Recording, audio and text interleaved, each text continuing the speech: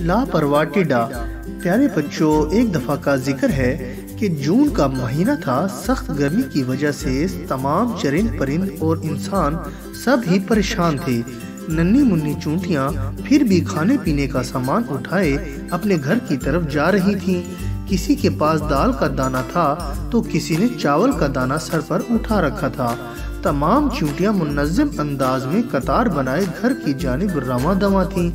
ان چونٹیوں کے راستے میں ایک سایہ دار درخت تھا جس کے ارد گرد نرم نرم گھاس اگی ہوئی تھی۔ اسی علاقے میں ایک شرارتی ٹڈا فینی رہا کرتا تھا۔ فینی کا سارا دن اپنے ساتھیوں کے ساتھ ہنسی مذاق کرتے اور بے سری آواز میں گیت گاتے گزر جاتا تھا۔ ایک روز فینی نے چونٹیوں کو کھانے کی چیزیں لے جاتے ہوئے دیکھ کر کہا، بے وقوف چونٹیوں، گرمی نے ہر جاندار کا برا حال کر رکھا ہے اور تم تیز دھوپ میں سامان اٹھائے گھوم رہی ہو۔ چھوڑو یہ محنت مزدوری، آؤ میں تمہیں گانا سناؤں۔ فینی کی بات سن کر ایک چونٹی نے چلتے چلتے جواب دیا، بارش اور سردی کے موسم میں باہر نکلنا ہمارے لیے ممکن نہیں ہوتا، اسی لیے ہم ابھی سے خوراک کا ذخیرہ کر رہے ہیں تاکہ آنے والے دنوں میں ہم اپنے بچوں کو کھانا مہیا کر سکیں۔ بہتر یہی ہے کہ تم بھی وقت ضائع کرنے کی بجائے سردیوں کی فکر کرو۔ فینی نے چونٹیوں کی بات سن کر کہا، احتیاط اچھی چیز ہے بے وقوف چونٹیوں، لیکن برف باری کا موسم ابھی بہت دور ہے۔ یہ دن آرام کرنے کے ہیں، تم بھی چند روز آرام کر لو۔ جیسے ہی گرمی کی شدت میں کمی آئے گی ہم سب مل کر جلدی جلدی خوراک ذخیرہ کر لیں گے۔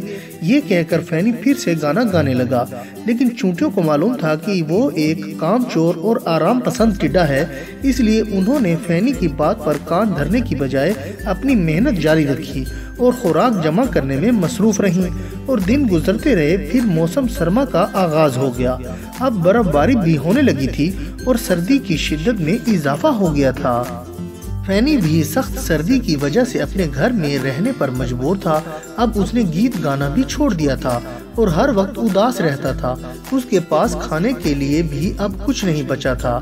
ایک دن وہ بھوک کی وجہ سے گھر میں بیٹھا رو رہا تھا کہ اچانک اسے چونٹیوں کی یاد آ گئی جو سخت گرمی میں خوراک جمع کیا کرتی تھیں۔ فینی نے ان سے مدد مانگنے کا فیصلہ کیا اور برف پر چلتا ہوا چونٹیوں کے گھر پہنچ کر بولا، اچھی چونٹیوں، میں بہت بھوکا ہوں اور میرے پاس کھانے کے لیے کچھ نہیں ہے، برائے مہربانی اس مشکل وقت میں میری مدد کرو۔ چونٹیوں نے اس کی درخواست سن کر جواب دیا، فینی، جب ہم خوراک جمع کرنے میں مصروف تھیں تو تم ہمارا مذاق اڑایا کرتے تھے اور ہمیں احمق سمجھتے تھے۔ اب خود فیصلہ کرو کہ اصل بے وقوف کون ہے۔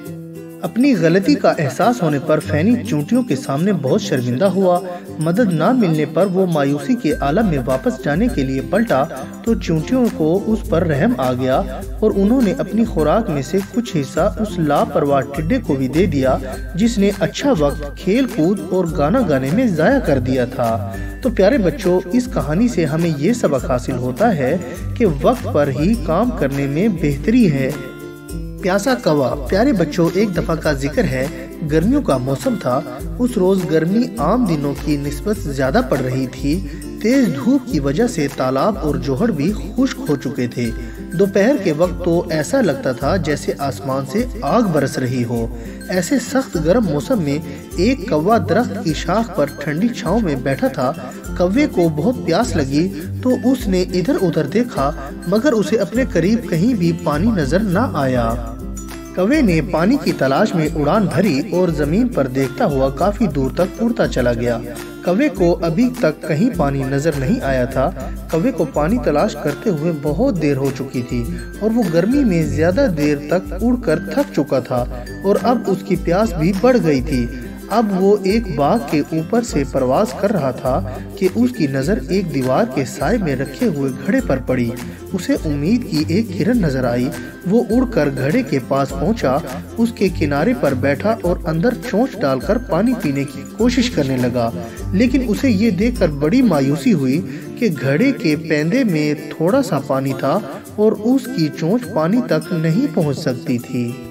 پیاس کی شدت نے اسے بے حال کر رکھا تھا اور پانی کہیں اور دستیاب نہ تھا۔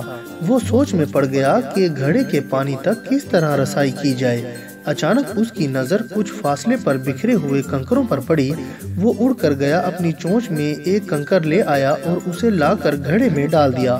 اسے یوں لگا کہ جیسے پانی کچھ اوپر آ گیا ہو۔